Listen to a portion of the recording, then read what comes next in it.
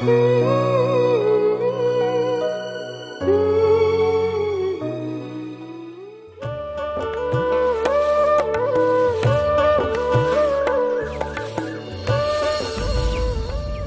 শাহিন, এটা কে? সরি বোন, তোমাকে বলা হয়নি। আমরা দুজন দুজনকে ভালোবাসতুক তো, তাই আজ বিয়ে করে ফেলেছি। হ্যাঁ, তো আবার সরি বলার কি আছে রে? হ্যাঁ, তো খুশির খবর।